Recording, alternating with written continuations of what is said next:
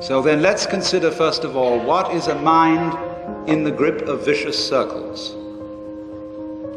Well, one of the most obvious instances that we all know is the phenomenon of worry.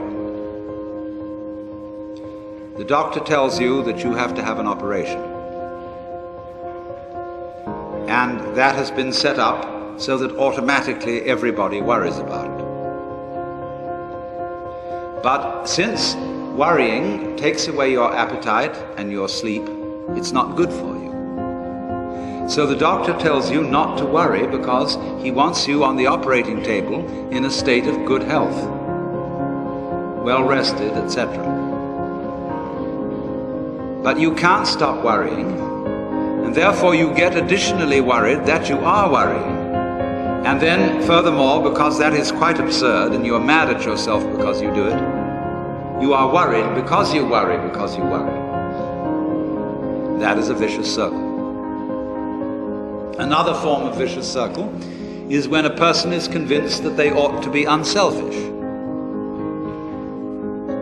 and are so convinced for selfish reasons.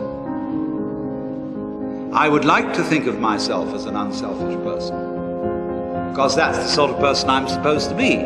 So therefore I have a selfish reason for wanting to be unselfish, and because of that, no amount of effort will ever succeed in making me unselfish, but will only succeed in sending me round in circles. I'll be proud that I'm humble,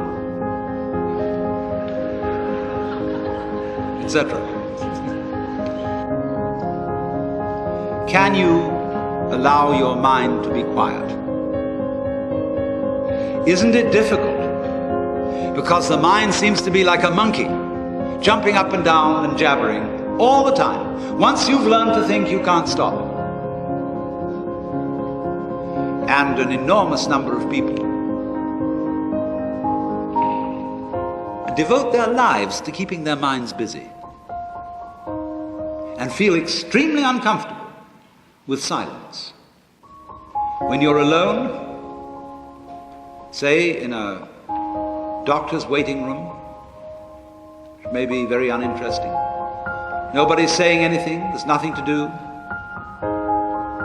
there's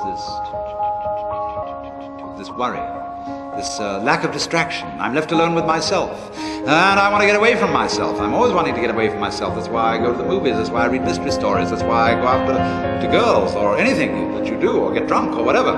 I don't want to be with myself. I feel queer. I feel like, you know how it is when you run your fingernails up a blackboard on a cold day? Creepy. So, well, why do you want to run away from yourself? What's so bad about it? Why do you want to forget this? Why do you want to become absorbed? Because you are addicted to thoughts. And this is a drug, a real dangerous one. Compulsive thinking, going on and on and on and on and on all the time.